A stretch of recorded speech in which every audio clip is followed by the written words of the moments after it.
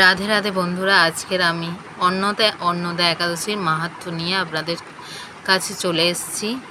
আজকের আমি আপনাদের শ্রবণ করাবো অন্নদা একাদশীর মাহাত্ম্য।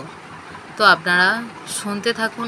শুভ একাদশী আজকের হলো অন্নদা একাদশী। অন্নদা একাদশী ব্রত 19 আগস্ট মঙ্গলবার 2025। জন্মাষ্টমী ব্রতের ঠিক পরবর্তী ব্রতই হলো এই অন্নদা একাদশী ব্রত, ভাদ্র মাসের কৃষ্ণপক্ষের একাদশী ব্রত। অবশ্যই আপনারা প্রত্যেকে এই ব্রত পালন করছেন। সারা পৃথিবীর সকল স্থানে একই দিনে এই একাদশী ব্রত মঙ্গলবারে পালন করা হচ্ছে। আজ একাদশীর ব্রতের মাহাত্ম্য আমরা শ্রবণ করব। নিশ্চয়ই আপনারা জন্মাষ্টমী ব্রত পালন করেছেন এবং ভগবানের কৃপা লাভ করেছেন। তো এরকম অনেকেই আছেন যারা জন্মাষ্টমী ব্রত পালন করেছেন, কিন্তু এখন ভাবছেন এর পরেই ঠিক একাদশী ব্রত, তাহলে আমরা সেটা কিভাবে পালন করব। অনেকের শরীর খারাপ হয়ে যেতে পারে, অনেকের শরীর আর টানতে পারছে না উপবাস করে, অনেকে নির্জলাও করে, অনেকে জন্মাষ্টমী নির্জলা করেছেন।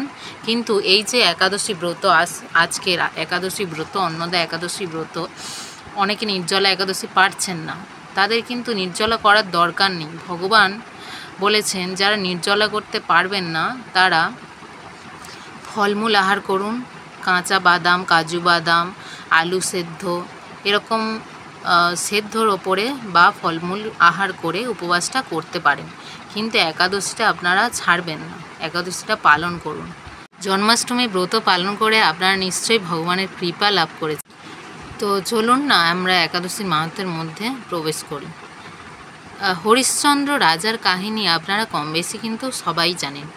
রাজা হরিশ্চন্দ্র কিন্তু একজন সৎ ছিলেন।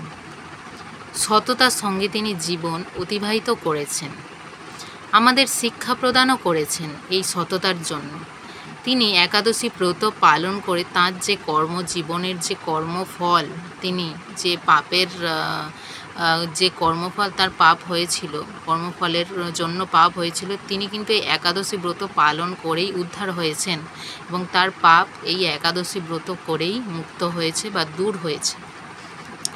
যেরকমভাবে দেখতে পাই আমরা, যুধিষ্ঠির মহারাজ ভগবানকে জিজ্ঞাসা করছেন বা প্রশ্ন করছেন এবং তার পরিপ্রেক্ষিতে ভগবান যুধিষ্ঠির মহারাজকে উত্তর দিচ্ছেন। এইভাবে আমরা দেখতে পাবো এই ভাদ্রবতী কৃষ্ণপক্ষিয়া অন্নদা একাদশীর মাহাত্ম্য ব্রহ্মবৈবর্ত পুরাণে উল্লেখ করা হয়েছে। মহারাজ যুধিষ্ঠির বললেন যে, হে কৃষ্ণ, ভাদ্র মাসের কৃষ্ণপক্ষের একাদশীর নাম কি? এটা শুনতে আমি অত্যন্ত আগ্রহী, অত্যন্ত কৌতূহলী। যুধিষ্ঠির মহারাজ ভগবানকে জিজ্ঞাসা করছেন। তখন ভগবান বলছেন, হে রাজন, আমি সবিস্তারে একাদশীর মাহাত্ম্য বর্ণনা করছি, তুমি একাগ্র চিত্তে শ্রবণ করো। ভাদ্র মাসের কৃষ্ণপক্ষের একাদশীর নাম হলো অন্নদা একাদশী। এই তিথি সর্বপাপকারিণী। যিনি ভগবান শ্রীকৃষ্ণের অর্চনের প্রতি এই ব্রত পালন করেন তিনি পাপমুক্ত হন। অর্থাৎ বলছেন, যিনি একাদশী করে ভগবানের সেবা করবেন, তুলসী সেবা করবেন এবং ভগবানের অর্চন করবেন, তারা এই পাপ থেকে মুক্ত হবে। যারা এই একাদশীর মাহাত্ম্য শ্রবণ করবেন তারাও এই পাপ থেকে মুক্ত হবে। কিন্তু আমি বলছি না, বলছেন স্বয়ং ভগবান, ব্রহ্মবৈবর্ত পুরাণে লেখা আছে। ভগবান বলছেন মহারাজ যুধিষ্ঠিরকে আমাদের উদ্দেশ্য করে, এই ব্রত প্রসঙ্গে একটি পৌরাণিক কাহিনী রয়েছে। প্রাচীনকালে হরিশ্চন্দ্র নামে এক রাজা ছিলেন। তিনি ছিলেন নিষ্ঠাপরায়ণ, সত্যবাদী চক্রবর্তী রাজা। সেই রাজার গুণসম্পন্ন, চক্রবর্তী বলতে সেই রাজা ছিলেন গুণসম্পন্ন, শক্তিশালী, প্রভাবশালী। তা সত্ত্বেও কি হলো, সেই রাজা সব কিছু হারিয়েছিলেন। চক্রবর্তী অর্থাৎ যিনি বিশেষভাবে ক্ষত্রিয় রাজাদের মধ্যে প্রধান ছিলেন। পূর্ব কর্মের ফল ও সত্যতা রক্ষা করার জন্য তিনি কোনো না কোনোভাবে তিনি রাজার পদ থেকে বিতাড়িত হয়েছিলেন। কারণ তিনি সত্য প্রতিজ্ঞ ছিলেন, তিনি সত্য কথা ছাড়া অন্য কথা বলতেন না, তিনি মিথ্যা কথা বলতেন না বা মিথ্যার আশ্রয় নিতেন না। এই রকম হওয়ার ফলে তিনি রাজার যে পদটা ছিল সেখান থেকে বিতাড়িত হয়েছিলেন। এমন অবস্থায় তিনি নিজেকে বিক্রি করেছিলেন এবং তার স্ত্রীকে বিক্রি করেছিলেন এবং তার পুত্রকেও হারিয়েছিলেন। এমন অবস্থায় রাজেন্দ্র এই পুণ্যবান রাজা চণ্ডালের দাসত্ব স্বীকার করলেও সত্য রক্ষার্থে দৃঢ় নিষ্ঠা প্ররোচন করেছিলেন। কিভাবে সত্য সবসময় রক্ষা করতে হয় সেটা কিন্তু তিনি বজায় রেখেছিলেন, সত্যতার পরিচয় দিয়েছিলেন। তিনি ছিলেন সত্যতার অবিস্মরণীয় দৃষ্টান্ত। সেই রাজা সত্যতার কারণে তাকে কিছুটা কষ্ট পেতে হয়েছিল, কিন্তু পরে ভগবানের পুরস্কারে তিনি পুরস্কৃত হয়েছিলেন। তিনি কিন্তু মিথ্যার আশ্রয় নেননি। তিনি যারা প্রয়াত ব্যক্তি তাদের বস্ত্র কর রূপে গ্রহণ করতেন। এইভাবে বহু বছর কেটে গেল। দুঃখ সাগরে তিনি নিমজ্জিত হয়ে পড়েছিলেন এবং সারাক্ষণ চিন্তা করতেন যে আমি কিভাবে এই পাপ থেকে বেরোবো বা আমার এই পাপের যে প্রায়শ্চিত্ত আমি কিভাবে করব। এমন সময় দৈবক্রমে গৌতম মুনি তার কাছে আসেন এবং তাকে বলেন যে হে রাজন, তোমার কি হয়েছে?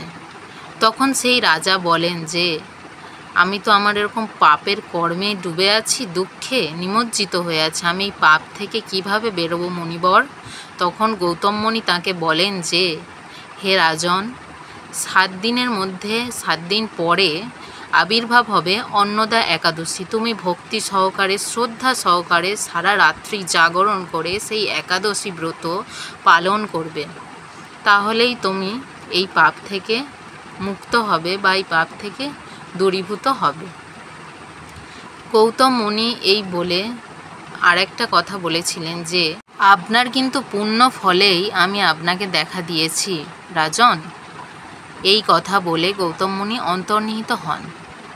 রাজা সব পালন করলেন, শ্রদ্ধা সহকারে একাদশী পালন করলেন এবং রাত্রি জাগরণ করলেন এবং তিনি সব পাপ থেকে দূরীভূত হয়।